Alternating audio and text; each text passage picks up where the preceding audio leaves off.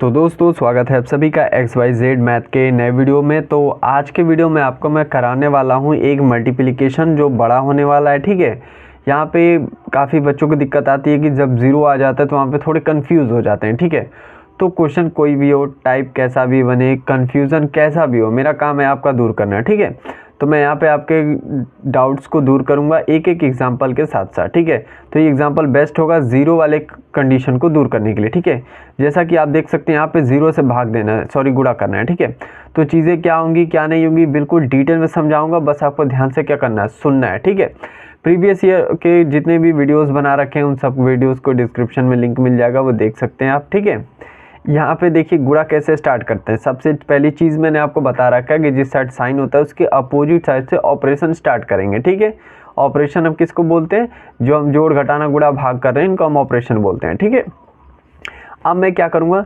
सबसे पहले इस संख्या का इनमें एक एक करके गुणा करूँगा, फिर उसके बाद इस संख्या का यहाँ से करूँगा, फिर उसके बाद इस संख्या का यहाँ से करूँगा। ठीक है, और बिल्कुल हर एक चीज़ बताऊँगा। ठीक है, क्यों हो रही है, आसान तरीका क्या है, सब कुछ बताऊँगा। ठीक है, देखो एक रूल हमेशा याद रखना, जीरो में किसी भी संख्या का गुणा करने पर संख्या ज़ीरो ही हो जाती है। ठीक है, ध्यान से सुनिए, ज़ीरो में किसी भी संख्या का गुणा करने से संख्या ज़ीरो ही हो जाती है।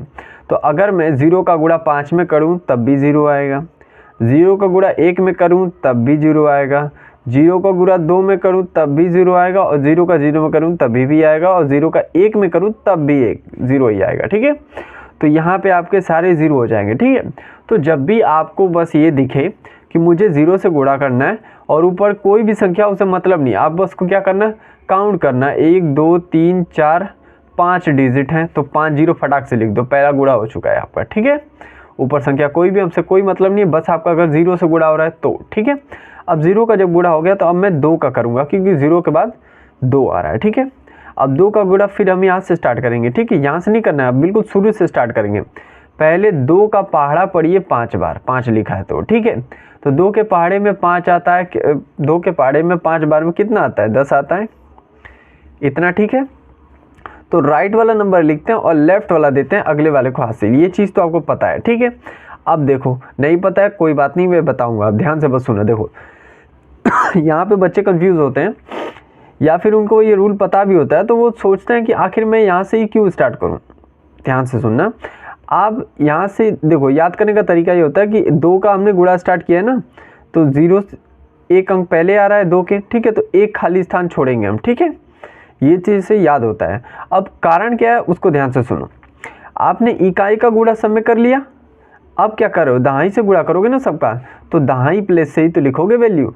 आई होप आप समझ पा रहे होंगे।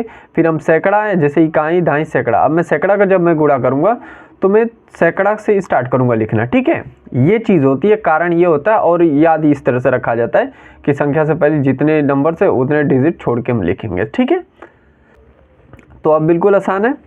तो यहाँ पे 10 को मैं लिखूँगा 0, एक जाएगा अगले वाले को हासिल। ठीक, अब 2 का पहाड़ा एक बार पढ़ूंगा तो कितना आएगा, 2 और एक हासिल मिल के कितना हो गया, 3 हो गया। ठीक है, फिर 2 का पहाड़ा 2 बार तो 4 आएगा, 2 का पहाड़ा 0 बार तो 0 ही हो जाएगा किसी भी संख्या में, या फिर संख्या का डायरेक्ट 0 में तभी भी 0 ही होता है। ठीक है, अब 2 का गुणा 2 1 में तो ये कितना हो जाएगा, 2 ही आ जाएगा। ठीक है, अब देखो 7 से पहले 2 संख्या है ना, तो 1 2 स्थान छोड़कर मैं यहाँ से लिखना स्टार्ट करूँगा। ठीक है, अब 7 का पहाड़ा मैं पढ़ूंगा 5 बार, कितना आएगा 35, तो 35 को 5 लिखूंगा, 3 जाएगा अगले वाले को हासिल, तो 7 और 3 होता है 10। ठीक है, 10 को 0 लिखूंगा, एक जाएगा अगले वाले को हासिल। ठीक है, तो यहाँ पे 7 दूनी के 14, एक 15, 15 को 5 लिखूंगा, एक जाएगा अगले वाले को हासिल। ठीक है, तो 7 में 0 का गुणा करोगे तो 0 ही आ जाएगा, और एक हासिल मिला के कितना हो गया, एक ही तो होगा, 0 और 1 कितना होता है, एक ही होता है।